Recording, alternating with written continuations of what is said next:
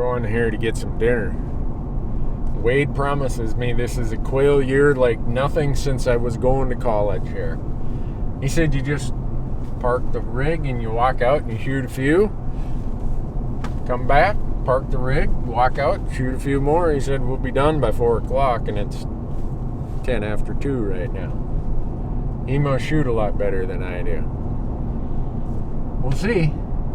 With these guys, Jerry and Wade, you gotta take everything with a little grain of salt. I'm not getting myself too worked up until I see the birds in the air. Then I'll believe them. But until then, I'm suspicious. A good quail year in Arizona, though, is hard to describe. You almost need to come and experience it when it's really good.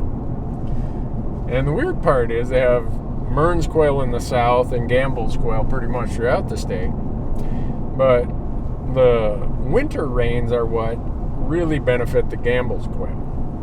Summer monsoon rains in July and August are what really benefit the Mearns quail. Well, this year the moisture cycles have been very different, where they had good winter rains, which is why the Gamble's numbers are supposedly doing so well. And they had really bad monsoon rains, hardly any at all, which is why it's a tough year for the Mearns quail. So I thought that was the FBI or something pulling up there. You drive up in style, Newberg. Yeah, how you doing? Randy, how are you, buddy? Great. I'm going to be riding with this guy, so I'm going to do the fist bump.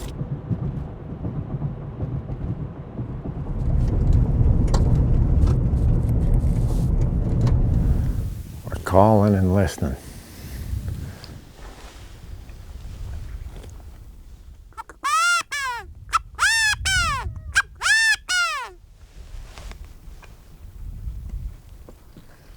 Wade and Jerry are going to drive up there, and Jerry's going to call him in with his Chiquita call.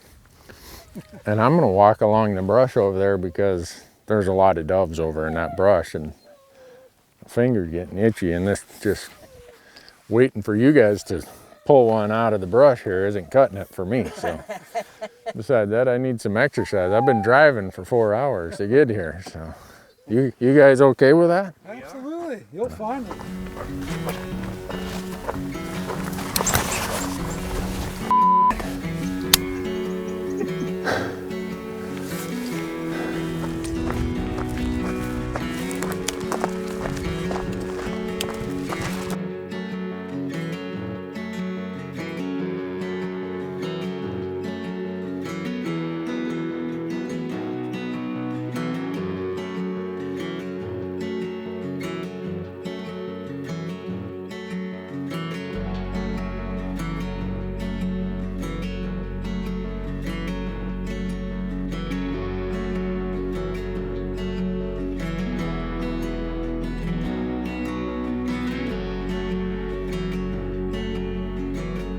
Well, we've seen a lot of Gamble's quail. We have seen a lot. We have seen a lot. They're pretty jumpy. Is that because they've been hunted some? I don't know. We were seeing birds that even, I think when they get in these big coveys, they're a little more jumpy. You know, we don't even have the dogs close to them, and we've got 50 birds or 30 birds or whatever it is that just take off 100 yards of it. Yeah. Does hunter harvest really impact the numbers, or is it mostly just moisture and habitat? It's moisture and habitat. There's been a lot of studies that have been done with quail, and there is the number of hunters don't determine birds. It's the number of birds determine the number of hunters. You know, you get a banner year. Everybody that hasn't hunted quail in 10 years is out chasing birds. You know, well, I can see that why. makes sense. So, yeah, quail numbers aren't driven by hunters. They're just not. Yeah. There's been enough research done on that to show that that's a fact. We came down here and we said, all right, we're allotting 7 days. We're going deer hunting, and if we fill our deer tags, we're going quail hunting, thanks to my buddy Wade. Well, that's a fun way to do it. Yeah, that is. Unbelievable opportunity. Well, it did down the waterfowl's open now too. Dove. Yeah. We've been down before where we've shot the waterfowl and dove and Mearns quail and Coues deer all within 7 days. So Yeah. It's that hunt that you guys had for your deer. That the timing of that is perfect for doing just what you're doing. Yeah. I mean.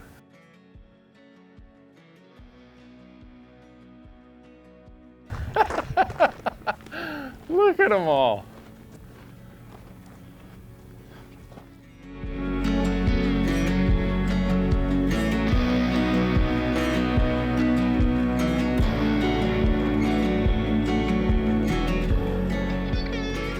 They're beautiful. I forgot how beautiful these little Yeah, that's buggers what I was are. telling Wales. Wait, it's been a long time since I shot gambles. They are a beautiful bird. They're very underappreciated in Arizona, you know. Well, it's going to be a little bit different today, folks. Yeah, my Uncle Larry has joined us, which we all enjoy him.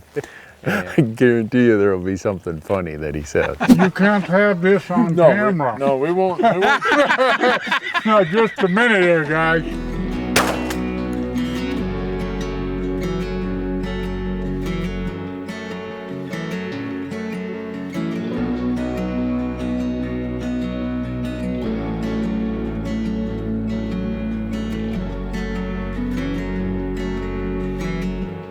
Even if you don't have, a lifelong friend, like is my situation, you could come down here and pick some of these places. If you found some little pockets of water, you see all kinds of quail tracks in the sand. Yeah, no, but you can find them when there's not water. Then they start relying more on the succulent plants, like prickly pear is a big thing. You don't necessarily rule out a place, if you come in and it's you don't have any water.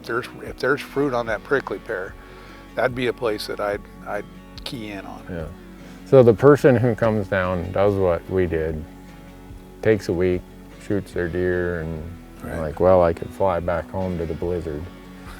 They don't need dogs to come and hunt, Oh, no. especially Gamble's No, quail. no, you You just don't. need some legs and some Right, boots and Right.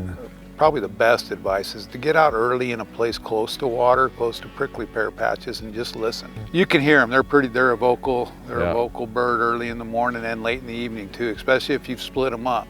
Yeah, I mean, we heard a lot of that today. Once we got them split up, they were calling trying to all get around back us, together. trying to get back together. I have a whole Coues backstrap and then a piece of scrap meat that fell off. Nice. Appetizer.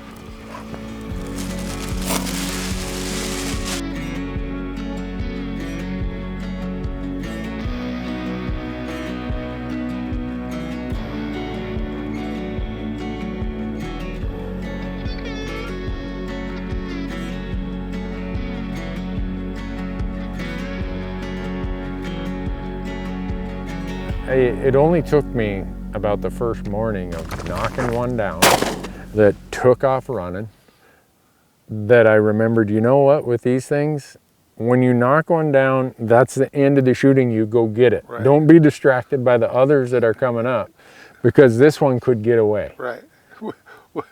Without a dog, don't look at doubles and triples. No. You look at one One bird, at a time. follow it to the ground, and go get it. Yeah, that's exactly right. But I mean, I think about how many times I've come down here and hunted quail without dogs, just because I had the hunting license and I heard the quail numbers were up. And I came and just walked these kind of spots like you're talking about. Yeah.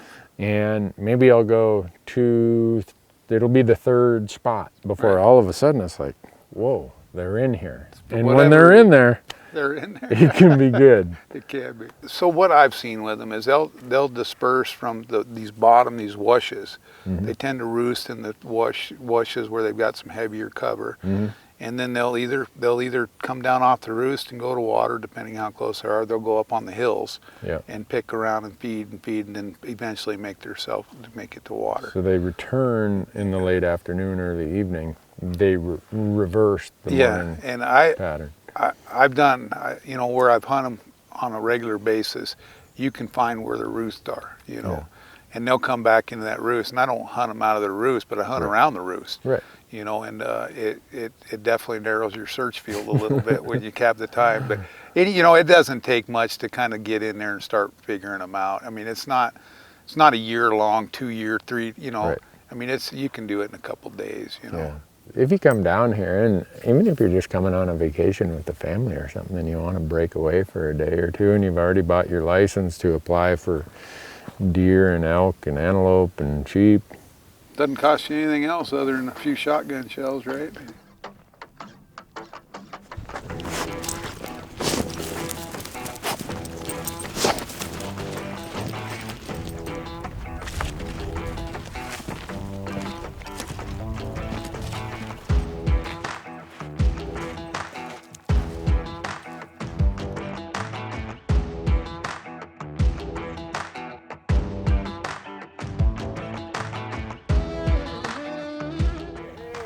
She held that hard and retrieved both birds. Wow, that was cool.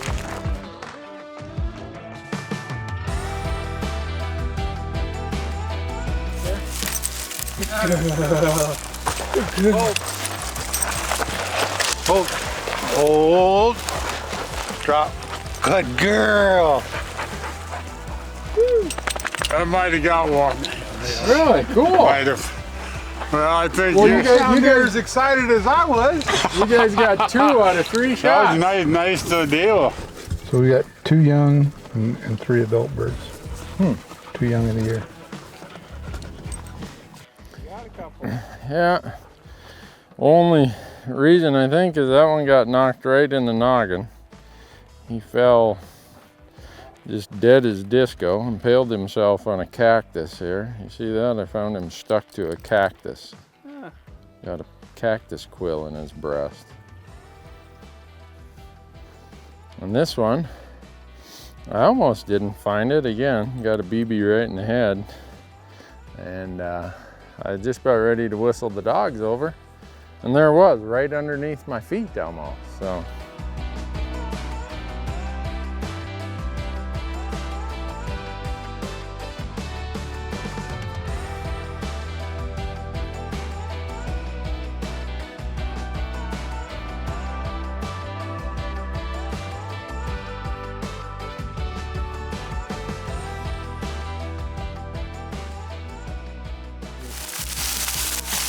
Well, these legs are a little small. They would have fell through the grill. That's a lot of legs. Well, I'm trying to do the math, what we ended up with, but My math is easy. you got 6 this trip, right? 6. About 1 every 5 miles. I got 7. Larry got 1. 6, that's 14. 14, and Wade got like 14 himself. Did you get 14, Wade? I don't know what I got. Oh, look at that. They look outstanding on that grill, put it that way. Here, try 2 of those. I don't know how they go.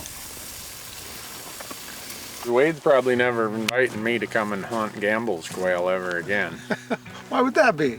Well, because of my shooting prowess being as low down the totem as it is. Well, I don't think any of us shot real well. That was the most picturesque shot I've had all week.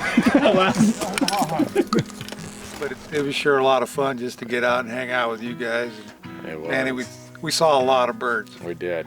You get to a certain point in life, right? And it's the time spent, not how many tags or how many birds you get put in the bag. It's Well, they say you don't hunt quail and fill the freezer, right? Yeah, that's right. It's about this stuff. It's about getting out with friends and just spending time. And we had lunches and you know, it had a good time. And it was a great hunt for me. I had a really good time. Well, so I will invite you back, I guess, is the point of all that. I'll next time, hopefully I give you a little more value or return on the effort, so that when you're cooking all these great meals, I mean, Wade brings a stove out here, and we had Coues deer backstrap. Had backstrap one day, courtesy of Marcus's deer. Had some quail tortilla soup, and we cooked up the quail this afternoon for lunch. And, well, anyone who gets a chance, if you come down Coues deer hunting, give yourself more time than you think and throw your shotgun in, because you already got your license. And if you peck around and look around and find where the water is, probably going to get a chance to chase some quail.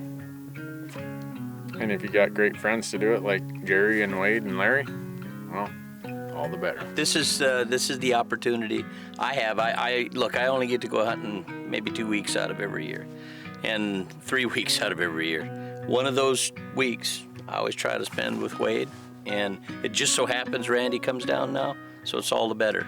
And when Larry decided to come, that makes that 1 week very special. So I'm looking forward to next year already.